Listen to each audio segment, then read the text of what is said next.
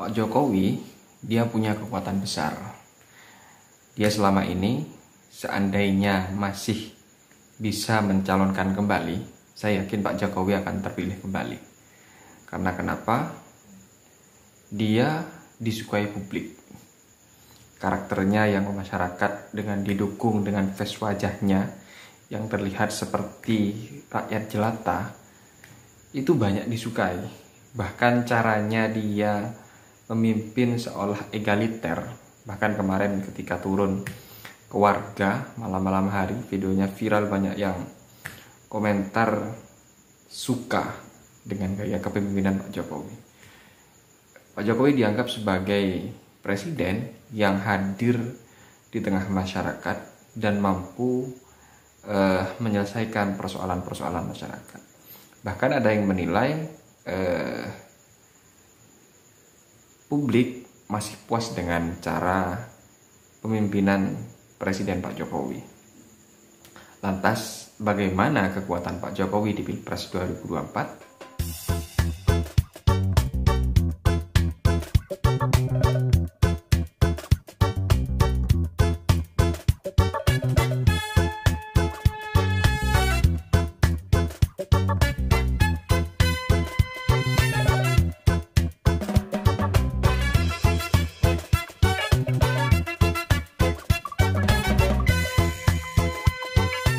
Dengan saya, Robin Fahmi, di channel Analisa Politik. Setiap rezim, setiap penguasa yang sudah tidak bisa mencalonkan kembali, maka dia patut dihitung seberapa jauh kekuatannya, terutama bagi calon-calon baru. Setiap penguasa, setiap rezim yang sudah tidak bisa mencalonkan diri, mustahil kalau dia tidak memasang orang sebagai ganti atau penerusnya yang akan menjalankan program-programnya yang belum selesai. Demikian pula dengan Pak Jokowi. Beberapa kali dia memberikan sinyal bahwa calon pemimpin yang ideal itu adalah yang keriput, terus kemudian yang beruban, karena dianggapnya ciri-ciri seperti itu adalah ciri pemimpin yang memikirkan masyarakat. Lah, ada kemungkinan memberikan stimulus seperti itu kepada publik bahwa Pak Jokowi bahkan memberikan amanatnya kepada calon tertentu yang dianggapnya bisa meneruskan program-programnya setelah dia lengser dari jabatannya sebagai presiden. Lah, namun, sejauh mana kekuatan Pak Jokowi bisa mencalonkan calon yang dianggapnya bisa meneruskan itu? Apakah bisa Pak Jokowi memberikan tiket dia sebagai capres? Tunggu dulu. Kemarin kita tahu ketika ulang tahun PDI Perjuangan, waktu itu Pak Jokowi juga hadir, dan pidato dari Megawati apa yang mengatakan? Kalau tidak salah, lihat Pak Jokowi ini, kalau tanpa PDI, aduh, katanya. Ini katanya Ibu Mega. Jadi sudah jelas di sini bahwa kekuatan partai politik itu menjadi dominan. Bahkan untuk mencalonkan diri sebagai capres, sebagai gubernur, bahkan sebagai bupati, harus melalui partai politik. Sementara kita tahu Pak Jokowi adalah kader dari PDIP. Dia bukan penentu siapa calon yang akan mendapatkan tiket. PDIP keputusannya ditentukan oleh Megawati. Oke lah, publik dulu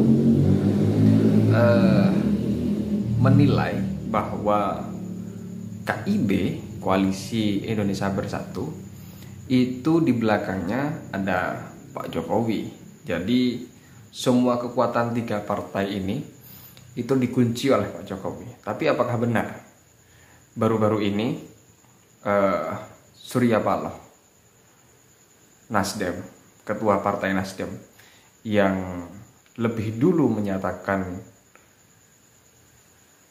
dukungan kepada Anies Baswedan berkunjung ke kantor Partai Golkar yang dinahkodai oleh Erlangga Hartarto. Kita tahulah bahwa Nasdem ini bakal menjadi lawan berat dari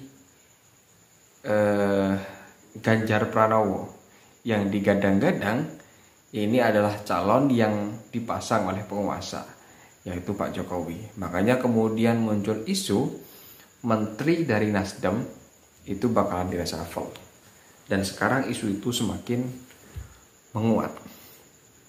Lah kemarin Pak Surya Paloh berkunjung ke kantor Partai Golkar. Ini dianggap oleh publik sebagai gaya lincah dari sosok Bung Surya Paloh bahwa koalisi pendukung pemerintahan sudah pecah. Jadi tidak hanya dikontrol oleh Pak Jokowi, partai politik tetap bakalan berdiri sendiri. Jadi tidak bisa disetir oleh orang luar, karena partai politik itu terdiri dari banyak orang, bukan hanya menjadi keputusan dari ketua umum, terkecuali beberapa partai politik yang memang dia menunggu keputusan ketua umum, seperti halnya Gerindra, Prabowo, terus kemudian PDIP, Megawati. Ini hanya menunggu keputusan dua orang, tapi kayak Partai Golkar di sana banyak tokoh-tokoh besar yang di dalamnya selain ketua umum. Kemudian PAN, oke lah, Zulkifli Hasan sebagai ketua di sana keputusannya paling kuat. Tapi P3 di sana juga banyak orang kuat. Jadi tidak bisa kalau kemudian misalkan Pak Jokowi hanya bisa memegang PAN karena Zulhas menjadi orang nomor satu yang tidak terkalahkan di internal partai politik. Tapi PAN tidak punya cukup kursi untuk merekomendasi capresnya karena tidak memenuhi threshold ambang batas 20%. Maka dia harus punya koalisi partai lain, yaitu Golkar dan P3 lah. Sejauh ini Golkar sudah didekati dengan Surya Paloh. Ya bisa jadi kekuatan Pak Jokowi seandainya calonnya yaitu Ganjar Pranowo tidak dimajukan, ya sudah habis. Jadi Pak Jokowi ini kalau saya melihat dia hanya punya kekuatan alat negara selama dia masih menjabat. Terus kemudian kekuatan buzzer organik yang memang benar-benar suka dengan Pak Jokowi. Kita tahu kemarin ketika salah satu budayawan Ainun Najib mengkritik dengan kata-kata yang pedas, langsung buzzer dari Pak Jokowi adalah pengagum Pak Jokowi, fanatik buta, fans militan lah, menghabisi Cak Nun sedemikian rupa di media sosial, di TikTok, Facebook, dan lain sebagainya. Jadi kekuatan Pak Jokowi hanya sebatas di situ.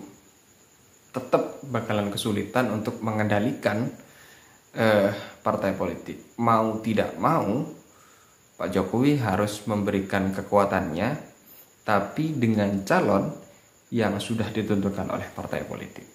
Seandainya kekeh untuk memberikan mengusung Ganjar Pranowo, sementara Ganjar masih ada saingannya, yaitu Mbak Puan sebagai putri mahkota yang kemungkinan besar rekomendasinya bakal diberikan kepada Mbak Puan.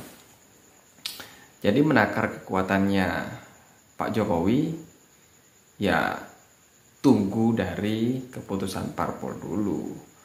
Bakalan lari kemana. Baru kalau kemudian partai politik sudah memutuskan, calonnya sudah ketemu, baru Pak Jokowi bisa menentukan sikap siapa yang bisa meneruskan program-programnya. Kalau saya lihat bukan hanya sebatas Ganjar ya, tapi beberapa kali saya lihat Pak Prabowo juga semakin akrab dengan Pak Prabowo.